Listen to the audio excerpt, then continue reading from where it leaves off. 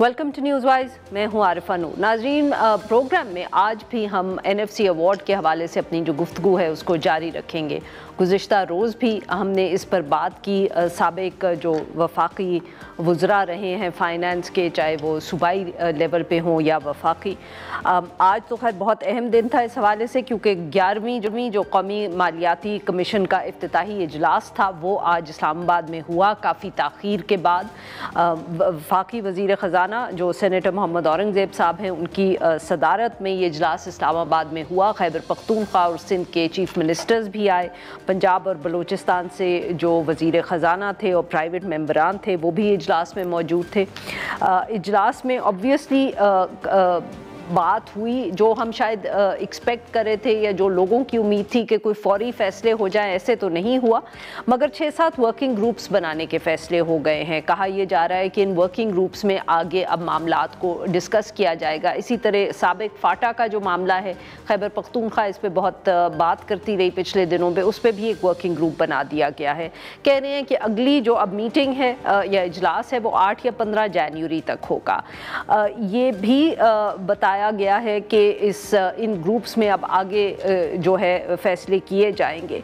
अभी तक जो मेजर इशू था और वो यही था कि जो वफाक का ये दावा है कि उनके ऊपर बहुत ज़्यादा बोझ है सूबाई ख़र्चों का, उस हवाले से कोई ख़ास फ़ैसले तो नहीं हुए, बट बात ज़रूर हुई। ये बताया जा रहा है मीडिया रिपोर्ट्स में कि FPR ने जो टैक्स वसूलियाँ हैं उनमें से 5% सूबों को देने से इनकार कर दिया या मुखालफत कर दी। इसके साथ साथ वफाक ने भी जानने की कोशिश की कि सूबे पैसे कहाँ खर्च कर रहे हैं, तो इस पे सिंध ने एतराज़ किया कि ये तफसीलात जो है वफाक उनसे नहीं मांग सकता।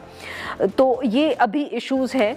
अब अगले जो इजलास होते हैं उनमें कितनी जल्दी या कितनी तेज़ी से फ़ैसले होते हैं ये कहना तो मुश्किल है, बट ऑब्वियसली ये एक मौजू रहेगा बहस में, चाहे वो टॉक शोज़ हों या हुकूमतों में या जो ये आगे इजलास होंगे। और वो यही है कि NFC अवार्ड में कोई रद्दोबदल की जाए ताकि जो वफाक पे बोझ है वो कम हो। इस हवाले से मीडिया रिपोर्ट्स पहले भी आई हैं, अब भी आई हैं कि किस तरह वफाक ने भी 2-3 ऑप्शंस जो हैं वो डिस्कस किए हैं, जिनमें से एक यही है कि कुछ ना कुछ जो खर्चे हैं वो अपने सूबों के साथ शेयर कर लिए जाए, जैसे कि बिस्प का ख़र्चा है।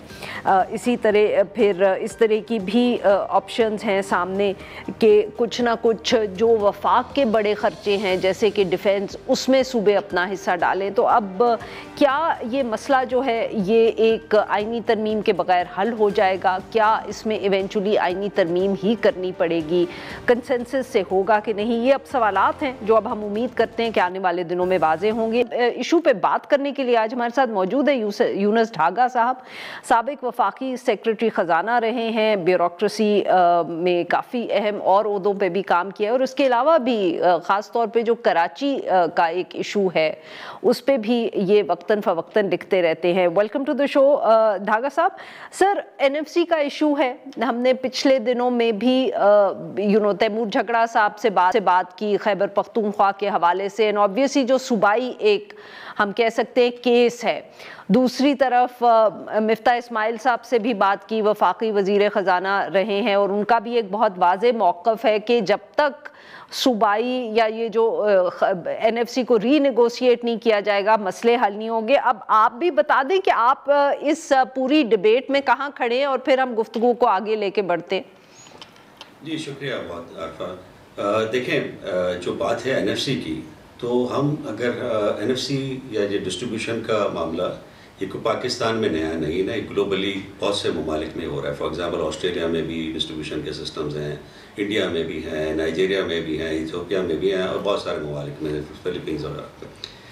तो हमको जिस तरह ग्लोबल प्रैक्टिस इससे भी देखना चाहिए। अब बात यह है कि जब आप तकसीम की बात करते हैं तो जब दो, अगर फ़र्ज़ कीजिए हम तकसीम के हिस्से देख लें, एक हिस्सा वफाक का और एक हिस्सा चारों सूबों को मिलता है। पहले सूबों को सिर्फ 45% मिलता था, अब वो 57.5% मिलता है, 12.5% वफाक से लेके सूबों को दे दिया गया। लेकिन अगर आप NFC की कंपोजिशन देखें तो उसकी कंपोजिशन में 8 मेंबर सूबों से होते हैं और 1 मेंबर सिर्फ वफाकी जो वज़ीर होते हैं ख़जाना के, सिर्फ वो अकेले 1 मेंबर होते हैं NFC में जो सेक्रेटरी ख़जाना है, दूसरे लोगों को बोलने की इजाज़त नहीं होती। तो 9 मेंबर 1:8 का डिफरेंस होता है। तो इसमें कहीं वफाक की बेहतरी का कोई मेरिट पे काम लेना बड़ा मुश्किल है। और यही हुआ जब हमने पहले हमने देखा कि जो वफाक को अगर 1% भी देना पड़ जाता था सूबों को तो भी कई हफ्तों तक और कई महीनों तक इजलास होता था। लेकिन सेवन्थ NFC जो 7वां NFC हुआ और 18वीं तरमीम हुई 2010 में, उसमें एक जिसको कहना चाहिए कि 12.5% ट्रांसफ़र कर दिया गया सूबों को। अब सूबों को जब 12.5% ट्रांसफ़र कर दिया गया तो एक और भी इसके अंदर जो बड़ी कवायद थी वो ये थी कि जब आपने सारे वसाइल उनको दे रहे हैं सूबों को, तो फिर आपको उनको लाइबिलिटीज़ भी देनी चाहिए। तो लाइबिलिटीज़ जो कि कर्जा जात थे, कर्जा जात की अदायगी वगैरह, वो सब वफाक ने रखी। जो बड़े और खर्चे थे डिफेंस वगैरह के, वो सब वफाक ने रखे। और सूबों को ये जो कहा गया उस वक्त कि सूबों ने को बहुत सारे जो है जिम्मेदारियां दे दी गई, अखराजात दे दिए गए, ऐसा नहीं था। सूबों को जो दिया गया वो कंकरेंट लिस्ट दी गई। कंकरेंट लिस्ट का वो होती है कि जो उसमें सूबे और वफाक ऑलरेडी काम कर रहे थे, जैसे उसमें अब एजुकेशन है, हेल्थ है, ये सारे इदारे पहले ही सूबों के पास थे। तो इनको बहुत बड़े नए अखराजात सूबों के पास नहीं आए कि जिसके लिए 12.5% अचानक ही ट्रांसफ़र कर दिया गया। होता यह है कि सियासी तौर पे NFC के अंदर वफाक उतना स्ट्रांगली प्रेजेंट नहीं होता। जो हमारी पार्टी है, आपको पता ही है कि वो सूबों में ज़्यादा इंटरेस्टेड है। तो PMLN फॉर एग्ज़ाम्पल, वो पंजाब की अगर मिल गया उसको ज़्यादा पैसा तो उसमें खुश हैं। पीपल्स पार्टी को अगर सिंध में ज़्यादा पैसा मिलता है तो उसमें खुश हैं। और अभी जो PTI है वो सिर्फ इस वक्त बात कर रही है सूबा सरहद की या जो उसको खैबर पख्तूनख्वा की। तो ये जो इलाकाई तौर पे जो सब तकसीम है पार्टियों की, तो इस वक्त सूबा जो वफाक होता है वो NFC में इतनी स्ट्रॉन्ग पोजीशन नहीं रखता। नंबर वाइज भी मैंने आपको बता दिया, सिर्फ एक वफाकी वजीर ही होते हैं खजाना के उसमें, और उधर कोई पॉलिटिकल पार्टीज की उतनी इंटरेस्ट भी नहीं होता कि वफाक को दिया जाए। तो अब आप ये देखें कि जब लास्ट NFC जो ये जिसकी मैं 7वें NFC की बात कर रहा हूँ, 2010 से लेके आज तक वफाक के ऊपर कर्जा, जो मैंने आपको बताया कि क्योंकि सारा कर्जा वफाक ने अपने पास रख लिया, सूबों को उसकी कोई जिम्मेदारी नहीं थी उसकी रीपेमेंट की या डेट सर्विसिंग की, तो इस वक्त वो 9 गुना हो चुका है।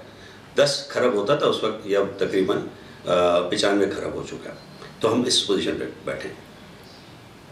अच्छा डॉक्टर साहब, तो then what is the way forward? मतलब कि अब आपने ऑब्वियसली दो मुख्तलिफ बातें की है। एक तो ये कि वो जो इजलास जिसमें ये फैसले हो रहे हैं, वहाँ आपके ख्याल में वफाक की रिप्रेजेंटेशन इतनी नहीं है जितनी होनी चाहिए, और दूसरा 18वीं तरमीम के बाद जो फ़र्क पड़ा। अब सर आगे जाने का रास्ता क्या है? क्या रीनेगोशिएट करना पड़ेगा? और रीनेगोशिएट करेंगे तो कैसे करेंगे? What is the way forward? एक और भी सूबों ने जो मिलके वो किया अपने मफाद में काम, वो किया कि आइन की जो शिक है 160, उसमें एक तरमीम कर दी कि सूबों का अब कम नहीं किया जाता। अब ये एक बहुत ही नामुनासिब गैर इंसाफ़ी बात है कि जब दो फरीक बैठते हैं डिस्कस करने किसी चीज़ को, तो उनमें ये किसी भी फरीक पे अगर ज़्यादा बोझ पड़ रहा है तो दूसरा फरीक उसको स्पेस दे, लेकिन इसमें स्पेस वफाक के लिए बिल्कुल बंद कर दी गई। हाँ, सूबों को आप ज़्यादा दे सकते हैं। तो ये भी एक बड़ा गैर मुनसिफाना और वन साइडेड किस्म की एक तरमीम की गई। अब पोजीशन ये है कि आपकी वो आइनी तरमीम है, और इस वक्त NFC जब हमारा इजलास हो रहा है तो उस वक्त ये तरमीम उनके आड़े आती है कि वो सूबों का हिस्सा कम नहीं कर सकते। तो शेयरिंग फार्मूला तो तकरीबन वही रखना पड़ेगा, लेकिन उसमें जो काम किया जा सकता है वो ये है कि वफाक जो काम ऐसे कर रहा है जो कि सूबों के सब्जेक्ट हैं। फॉर एग्जांपल सोशल वेलफेयर सूबों का सब्जेक्ट है, एग्रीकल्चर सूबों का सब्जेक्ट है, इसी तरह सब्सिडीज़ देना लो इनकम ग्रुप्स को बिजली की या गैस की, ये भी सूबों का सब्जेक्ट है। तो सोशल वेलफेयर, एग्रीकल्चर और इसके अलावा इंडस्ट्रियल डेवलपमेंट भी, ये भी सूबों का सब्जेक्ट है। तो इन तमाम सब्जेक्ट्स में वफाक क्यों खर्च कर रहा है? तो मेरा ख्याल है फौरी तौर पर बेनज़ीर इनकम सपोर्ट प्रोग्राम, फौरी तौर पे जो हमारे बिजली के जितनी भी सब्सिडीज़ हैं वो, अब देखें ना इंडिया के अंदर सूबों को सिर्फ 45% दिया जाता है। हमारे यहाँ तो 57.5%, उनको 45% दिया जाता है, लेकिन सारी सब्सिडीज़ वो पे करते हैं। फॉर एग्ज़ाम्पल बिजली की सब्सिडी जो है वो हर सूबा अपने हिसाब से देता है, और अपनी जो उनकी भी माशी जो तरजीहात होते हैं उस हिसाब से देते हैं। जैसे पंजाब है, इंडियन पंजाब की मैं बात कर रहा हूँ, तो इंडियन पंजाब में वो जो एग्रीकल्चर की सब्सिडी ज़्यादा दी जाती है, और इसमें गुजरात में इंडस्ट्रियल सब्सिडी बहुत ज़्यादा दी जाती है। तो ये अपने अपने तरीके से वो करते हैं इसका। तो ये सूबे हमारे भी सब्सिडीज़ को ऑन करें और इसी तरह सोशल वेलफेयर को ऑन करें, एग्रीकल्चर को ऑन करें, जो उनके अपने सब्जेक्ट्स हैं। और वफाक को ये जो शाह खर्चियाँ हैं, मेरा ख्याल है कि इससे अब निकल जाना चाहिए, उसके पास कोई ताकत नहीं है। तो मेरा ख्याल है यही अगर 2-3 चीज़ों को करें तो 1 से 1.5 खरब रुपया, और तकरीबन आप समझें कि जो डिविजिबल पूल का तकरीबन 7-8%, 9% ये की जिम्मेदारी सूबे उठा लेते हैं, तो वफाक के लिए काफ़ी एक थोड़ा सा कंफर्ट मिल सकता है, ब्रीदिंग स्पेस मिल सकती है। नाज़रीन, यहाँ पे लेते हैं हम एक छोटी सी ब्रेक। ढाका साहब, आपकी जो बात अगर मुझे समझ आई है, आपका ख्याल है कि शायद ये जो बात भी की आईनी तरमीम की नहीं, आइन की शिक की के कम नहीं कर सकते, शायद उसको छेड़ने की ज़रूरत ना पड़े अगर सूबों को जिम्मेदारियाँ जो हैं वफाक की कुछ दे दी जाए। वफाक की नहीं, बल्कि मैं कह रहा हूँ कि जो सूबों की अपनी जिम्मेदारियां हैं वही सब्जेक्ट्स हैं ना। सोशल वेलफेयर सूबों का सब्जेक्ट है जी। इसी तरह इलेक्ट्रिसिटी भी कॉन्करेंट है, उसमें कॉमन इंटरेस्ट का है, CCI का सब्जेक्ट है। तो ये सूबे उनमें बराबर के शामिल हैं। ये कोई वफाक की कोई जिम्मेदारी नहीं होगी, ये सूबों की अपनी जो जिम्मेदारियां हैं इनके तहत वो पूरी करेंगे, और वफाक इसमें से निकल आए और अपने लिए स्पेस बना लें। बट सर, साथ में ये भी तो तनकीद होती है कुछ वफाक पे कि वो एक तरफ जहाँ चाहते हैं कि सूबे अपने खर्चे कम करें या सूबों की वो जिम्मेदारियां बढ़ाएं, वो अपने खर्चे कम करने को तैयार नहीं है। चाहे आप देख लें जो स्टेट ओन्ड एंटरप्राइजेस के ऊपर बहस है या कोशिशें हैं प्राइवेटाइज करने की, वो कोई अभी तक बड़ी SOE को हम प्राइवेटाइज नहीं कर पाए। फिर जैसे गुज़िश्ता रोज़ जब हम मिफ्ता इस्माइल साहब से बात कर रहे थे, उन्होंने कहा कि हर दफ़े हर हुकूमत जो है वो पार्लियामेंटेरियंस के लिए डेवलपमेंट फंड्स इतने अनाउंस कर देती है, वो इवेंचुअली तो सूबों में जाके खर्च होते हैं। तो वो एक इतना बोझ है वफाक ने जो खुद अपने ऊपर लिया हुआ है। ये बिल्कुल सही बात है आपकी कि वफाक ने बहुत अपनी जो मैं कह रहा हूँ ना कि उस किस्म के अखराजात उन्होंने अपने ज़िम्मे ले लिए जो उनकी बनती नहीं। लेकिन ये हमारे यहाँ चूँकि मसला ये है कि लोकल गवर्नमेंट्स को हम स्ट्रेंथन नहीं कर रहे, और हमारे MNA और MPA वही काम करने की कोशिश करते हैं गली मोहल्लों को ठीक करने की, जो कि लोकल गवर्नमेंट्स का काम है। एक और मैं बात बताऊँ, 7वीं तरमीम में जो बहुत बड़ी ज़्यादती की गई लोकल गवर्नमेंट्स के साथ, अगर 2006 का जो अब देखें डिस्ट्रीब्यूशन का जो फार्मूला था, उसमें मैंने पहले भी एक दफ़ा अर्ज़ की थी कि ऑक्ट्राई और ज़िला टैक्स ये बड़े एक ज़राए थे आमदनी के लोकल गवर्नमेंट्स की, जिसमें KMC का एक बहुत बड़ा शेयर था। ये ऑक्ट्राई और ज़िला टैक्स 1999 में नवाज शरीफ साहब की हुकूमत में ख़त्म किया गया, इस वादे के साथ कि ये इसका कोई नुकसान नहीं होगा लोकल गवर्नमेंट्स को, और उसके अगेंस्ट GST 2.5% बढ़ा दी जाएगी। बाद में इसके जो NFC की जगह पे जो प्रेसिडेंशियल ऑर्डर हुआ 2006 का, उसमें इसको बाकायदा तहफ़्फ़ुज़ दिया गया कि 1.6% GST का सूबों के हिस्से में से ज़िलों को जाएगा, क्योंकि बाकी जो GST है वो सूबों को हम दे रहे हैं और बढ़ा के दे रहे हैं, तो ये वो जो उनका आमदनी ख़राब हुई है, कम हुई है लोकल गवर्नमेंट की, उसको कंपनसेट किया जाएगा। वो भी इन्होंने 7वें NFC में मर्ज कर दिया और उसका जिक्र तक नहीं किया NFC अवार्ड में। तो ये एक बहुत बड़ी उन्होंने एक मेरा ख्याल है कि एक बददियानती की, मैं तो ये लफ्ज़ इसके अलावा और कोई इस्तेमाल नहीं कर सकता हूँ, कि तमाम ही लोकल गवर्नमेंट्स का पैसा वो अब सूबे खा रहे हैं और जो है उनको बिल्कुल भी कन्वे नहीं किया है। तो जैसे मैं कराची की मिसाल अक्सर देता हूँ कि जो उसको 2010 में 24 अरब मिलते थे, वही 24 अरब आज मिल रहे हैं, जबकि सूबाई हुकूमत को NFC से मिलने वाले ट्रांसफर्स में 8 गुना इजाफा हो चुका है, और वो 400 अरब से उसका बजट 3,500 अरब पे सूबे का पहुँच चुका है। तो ये भी जो लोकल गवर्नमेंट्स के साथ, और तो सूबे जो 7th NFC में सूबों ने बड़ी जो है ना होशियारी के साथ, और साथ एक मिली भगत, मैं कहूँगा ये थोड़े से अल्फाज सब ज़रूर हैं, कि इन्होंने वफाक से भी बहुत सारे पैसे निकलवा लिए NFC में अपनी मौजूदगी की वजह से, 12.5% उन्होंने शिफ्ट करा लिए, और 2.5% जो जाना था लोकल गवर्नमेंट्स का वो भी अपने पास ले लिया। तो 15% की ये जो एक जो है इन्होंने किया खुर्द की, ये मेरा ख्याल है कि इसके ऊपर ये खुद ही अब ठीक कर सकते हैं। बेशक शेयरिंग वो अपने हिसाब से करें जिस तरह के उनका था।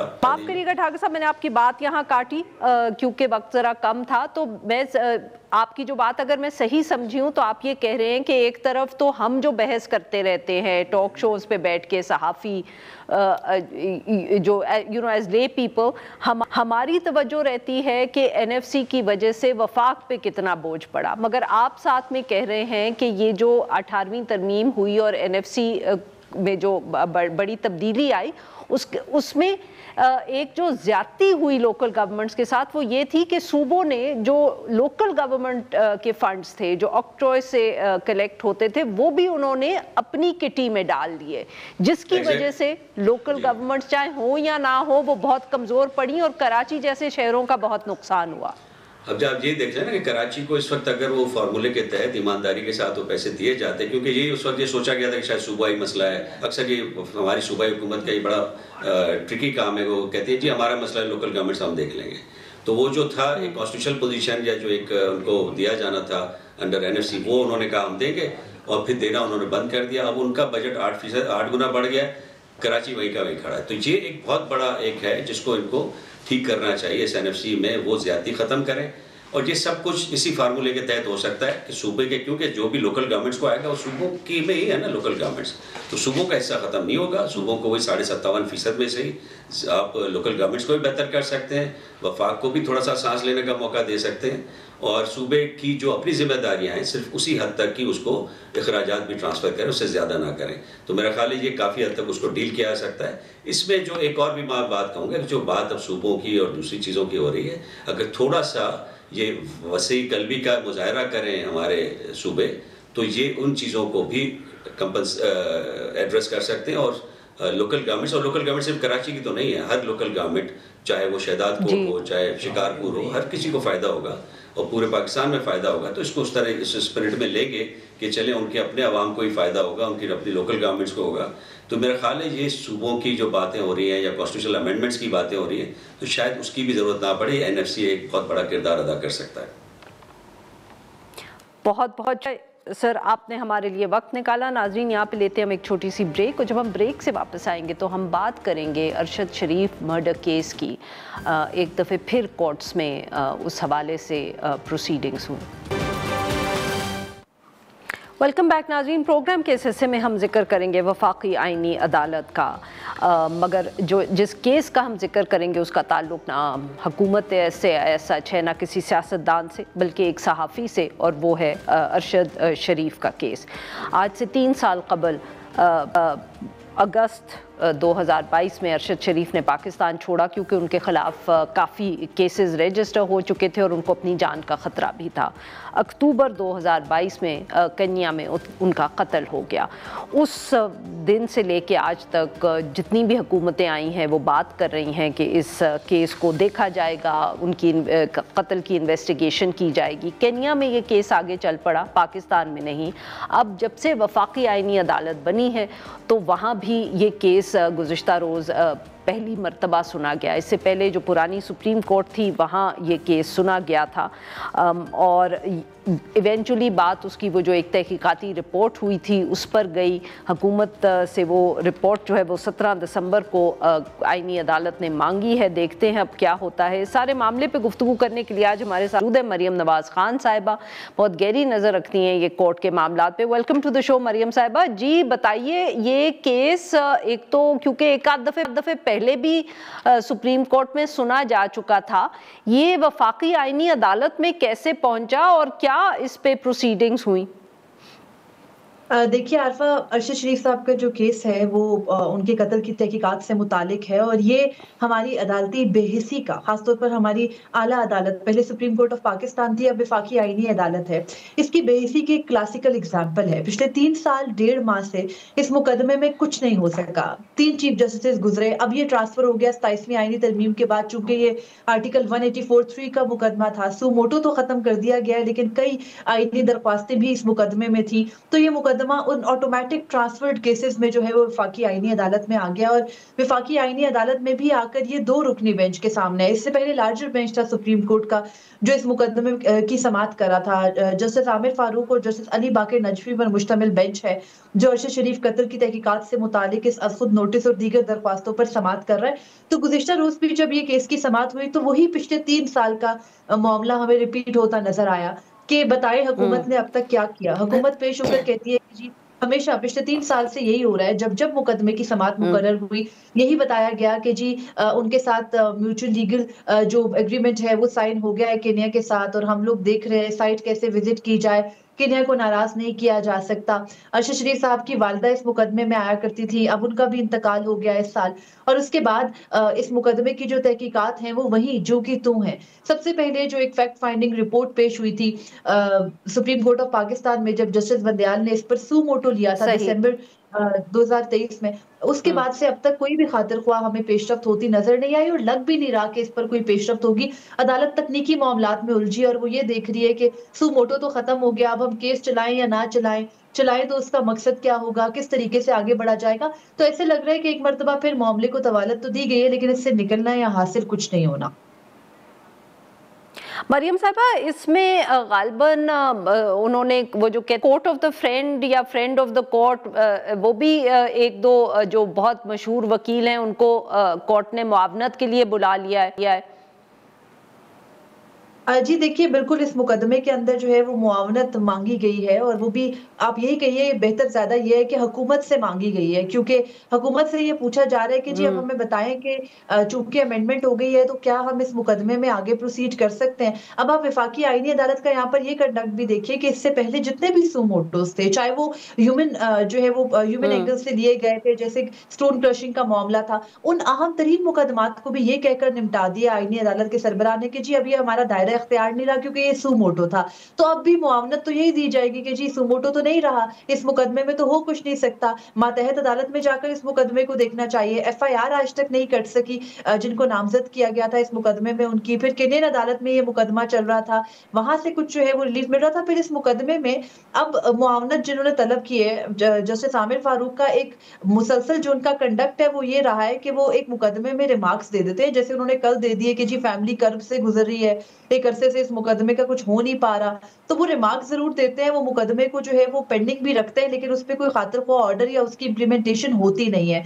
अब इसी तरह जस्टिस बंदयाल ने अपने दौर में इस मुकदमे में जो है वो हाथ खड़े कर दिए, काजी फहीसा ने अपने दौर में इस मुकदमे को नहीं देखा, फिर चीफ जस्टिस जनाब याया खान के दौर में ये मुकदमा ट्रांसफर हो गया जस्टिस अमीनुद्दीन खान की आईनी अदालत में, उन्होंने उठाकर जिन जज साहब के सामने लगाया, मैंने आपको कंडक्ट बताया। उसके बाद एक मर्तबा ये मुकदमा पहले पिछले जस्टिस मंसूर अली शाह की अदालत, बल्कि इसी साल के आगाज में जस्टिस मंसूर अली शाह के सामने भी लगा था, तब उन्होंने भी इस मुकदमे को सुनने से इनकार कर दिया था। तो इस मुकदमे की हसासियत और मामला जो है वो इस कदर संगीन है कि कोई भी इस पे हाथ डालने को तैयार नहीं है। तो बिल्कुल क्लियर है, मुआवनत भी क्या मिलेगी वफाकी आईनी अदालत को, मुकदमा पेंडिंग ही रहेगा या उसका कुछ नहीं बनेगा, मोस्ट प्रोबेबली निपटा दिया जाएगा। अब तो जिस तरह के स्टेट ऑफ अफेयर्स बन चुके हैं। मरियम तो साहिबा, क्या very quickly because we run out of time, क्या आपको ये लग रहा है कि अब यहाँ भी आईनी अदालत यही करेगी कि कहेगी कि सुमोटो का क्योंकि इख्तियार खत्म हो गया इसलिए we are getting rid of this case? देखिए, मोस्ट प्रोबेबली इम्कान इसी का है, गो के आर्टिकल 184(3) की दीगर दरख्वास्तें भी इस मुकदमे के साथ हैं, लेकिन ये मुकदमा या इसकी प्रोसीडिंग जो थी वो इनिशिएट सू मोटो नोटिस से हुई थी, तो मोस्ट प्रोबेबली वो सू मोटो नोटिस को बुनियाद बनाकर डिस्पोज ऑफ किया जा सकता है, या फिर अगेन क्योंकि इसके साथ पब्लिक सेंटिमेंट्स जुड़े हैं तो इसको पेंडिंग रख के भी, जैसे पिछले 3 साल से कुछ नहीं हुआ, अगले 3 साल भी कुछ नहीं होगा। तो यही जो है वो कंडक्ट नजर आ रहा है, कुछ खातिर ख्वाह पेशरफ्त होती नजर नहीं आ रही। बहुत बहुत शुक्रिया मरियम साहिबा, आपने हमारे लिए वक्त निकाला। नाज़रीन, एक छोटी सी ब्रेक को, जब ब्रेक से वापस आएंगे तो हम बात करेंगे मौसम की। वेलकम बैक नाज़रीन, प्रोग्राम के आखिर में हम जिक्र करेंगे मौसम का। मौसम यानी मौसमियाती तब्दीली और उसकी वजह से जो हम अपने इर्द गिर्द तब्दीलियाँ देख रहे हैं। एक तो लाहौर का जिक्र करेंगे, हमेशा सर्दियों में वहाँ स्मॉग का एक मौसम आता है, उस पर बहुत बहस होती है, मगर इस दफ़े एक खुशखबरी भी है। कहा जा रहा है कि इस मरतबा स्मॉग जो है वो लाहौर में इतनी नहीं रही जितनी पिछले सालों में रही। इसकी क्या वजह है? और दूसरा, इस्लामाबाद की सर्दी और कोई बारिशें नहीं। इन दोनों इश्यूज़ पे बात करने के लिए हमारे साथ मौजूद है दानिश बेग साहब, मौसमियात हैं। Welcome to the show Danish साहब। सर, सबसे पहले तो बात करेंगे लाहौर की। आज डॉन में भी इस हवाले से, डॉन अखबार में भी स्टोरी थी, लाहौर के शहरियों से भी बात करें तो बार बार ये सुनने को मिल रहा है कि इस मरतबा स्मॉग शायद इतनी बुरी नहीं है लाहौर में जितनी अमूमन हर सर्दी में रहती है। इसकी क्या वजह है? आप एक तो इत्तफाक करेंगे इस बात से, और दूसरी वजह क्या है इसकी? बहुत शुक्रिया प्रोग्राम में मौजूद करने का। तो बिल्कुल इस नवंबर में लाहौर में स्मोक तो थी, बिल्कुल लेवल्स जो थे WHO की जो गाइडलाइन है उस मुताबिक लेवल्स तो अनहेल्दी थे। लेकिन पिछले सालों की निस्बत ख़ुसूसन 2024 के नवंबर की निस्बत स्मोक की जो पीक लेवल्स थे वो उस तरह के नहीं थे जिस तरह के 2024 में थे। तो इसके 2 रीज़न्स हैं, पहला मेट्रोलॉजिकल रीज़न है। पिछले साल जो था जब भी ह्यूमिड एयर मास जो होता है इंडियन ओशन से हमारे रीजन में ज़्यादा रहता है या सर्दियाँ थोड़ी लेट आती हैं तो स्मोक की इंटेंसिटी ज़्यादा होती है। इस बार कुछ लकीली ऐसा हुआ कि नवंबर के शुरू में एक वेस्टर्न डिस्टर्बेंस, काफ़ी ठंडी वेस्टर्न डिस्टर्बेंस थी जिसने इम्पैक्ट किया मुल्क को। बारिश तो उससे लाहौर में नहीं हुई, लेकिन ड्राई एयर जो चली उससे जो महीना पूरा था वो काफ़ी अच्छा गुज़र गया, उससे पीक लेवल स्मोक के नहीं आए। दूसरा जो एक और क्रेडिट है वो हुकूमत को भी जाता है, तो उनके मेयर्स जो थे इस बार वो काफ़ी बेहतर थे as compare to previous year. तो कुछ एक हुकूमती मतलब कि इसमें अमल दखल था और कुछ खुदा की तरफ से था। तो इस पर स्मोक के जो लेवल्स थे वो अनहेल्दी तो थे, लेकिन हैज़र्डस टाइप के स्मोक लेवल इस पर लाहौर में नहीं थे। सही। तो सर ये बताएं कि अब दिसंबर भी इतना ही अच्छा गुजरेगा लाहौर में? Are you expecting the good news to stay around? जी, जो लेवल्स होंगे स्मोक के वो अनहेल्दी में रहेंगे। अब तो कोल्ड भी आहिस्ता-आहिस्ता बन रही है और फॉग बनेगी तो स्मोक की शिद्दत रहेगी, लेकिन कोई हैज़र्डस टाइप या कोई बहुत ज़्यादा आप समझ लें अलार्मिंग सिचुएशन उस तरह की नहीं है। लेकिन लेवल्स जो वो अनहेल्दी हैं, अनहेल्दी लेवल्स जब तक हम सोर्स जो है स्मोक का उसको मिटिगेट नहीं करेंगे या उसको कम नहीं करेंगे, तब तक ये मसला हल नहीं हो सकता। अच्छा, and moving on sir, Islamabad, ये हम हर साल तकरीबन आपसे गुफ्तगू करते हैं कि बारिशें बिल्कुल नहीं हो रही। पूरा नवंबर गुजर गया, यहाँ भी अब हम जो स्मॉग तो नहीं है बट हम देख सकते हैं विजिबिलिटी वगैरह इस्लामाबाद में भी ड्राइनेस की वजह से कम है। तो वजूहात पे बाद में आते हैं, पहले ये जिक्र करें कि बारिश अब कब एक्सपेक्ट करें इस्लामाबाद में? तो दिसंबर का महीना है, तो दिसंबर का बहुत बड़ा एक प्रॉब्लम बना हुआ है। तकरीबन पिछले 4 सालों में दिसंबर में बारिश की एवरेज इस्लामाबाद में 1 से 2 मिलीमीटर थी, जो कि वैसे 25 से 30 मिलीमीटर है। तो आप पहले सवाल का जवाब दे देता हूँ, तो लेकिन उम्मीद यही है अभी कि दिसंबर का जो सेकंड हाफ है या बिल्कुल दिसंबर के आखिर में, जनवरी के शुरू में, क्योंकि अभी मिडल ईस्ट में बारिशें शुरू हो गई हैं, जो वेस्टर्न डिस्टर्बेंस है वो अलाइव होना शुरू हो गई हैं। अभी जो ईरान के इलाके हैं, मगरबी इलाके जहाँ पे कहत है, वहाँ पे अच्छी बारिशें होंगी दिसंबर के पहले हाफ में। दूसरे हाफ के मिड में, दूसरे हाफ के आखिर में और जनवरी के शुरू में उम्मीद है कि बलूचिस्तान के रास्ते बारिशों का सिलसिला शुरू होगा। तो इस्लामाबाद में दिसंबर के बिल्कुल आखिर या जनवरी में बारिशें हो सकती हैं, अच्छी उम्मीद है इंशाल्लाह। बिल्कुल सही। और ये ओवरऑल वेदर पैटर्न वही है जो पिछले सालों में हमने देखा है, जिसकी वजह से बारिशें जो हैं वो डिले हो रही हैं, क्या वजह है? जी, जी, बिल्कुल। जैसे अभी लानीना, पिछले साल भी इसी तरह का लानीना पैटर्न था, तो लानीना पैटर्न में यही होता है कि ड्राई विंटर्स होते हैं हमारे पास, ख़ुसूसन दिसंबर जो होता है, पिछले 5 सालों में 4 विंटर्स जो हमारे लानीना के गुज़रे हैं, तो उसमें यही इसका इम्पैक्ट होता है हमारे रीजन में, जिस रीजन को हम कहते हैं CSWA region, central south west Asia region, जिसमें ईरान आ जाता है, इराक आ जाता है और ये पूरी बेल्ट जो हिमालयस तक है पाकिस्तान की, इसमें बारिशें कम होती हैं। तो ये लानीना का इम्पैक्ट, ये लानीना उम्मीद है। और इसके साथ-साथ जो हमारे साथ इंडियन ओशन है उसके टेम्परेचर्स काफ़ी ज़्यादा कम है। लेकिन उम्मीद है कि आहिस्ता-आहिस्ता इंडियन ओशन के टेम्परेचर्स भी बढ़ रहे हैं और लानीना आहिस्ता-आहिस्ता वीक होगा इस मंथ के आखिर से, तो बारिशें रिज़्यूम होगी। जनवरी इंशाल्लाह अच्छा लग रहा है बारिशों के लिहाज से। तो एक महीना जो है ये वाला, इसको हम कहते हैं 15 दिसंबर से 15 जनवरी को पंजाबी महीना, इसको पो कहते हैं। तो पुराने ज़मानों में पंजाबी कल्चर में इसकी कहावत है कि पो की झड़ियाँ या पो दी झड़ी होती है। तो उम्मीद यही है कि पो दी झड़ी जो है वो रिवाइव होगी इस बार इंशाल्लाह। बहुत बहुत शुक्रिया दानिश, आपने हमसे गुफ्तगू की। नाजरीन, आज के लिए बस इतना ही। Will be back on Monday now.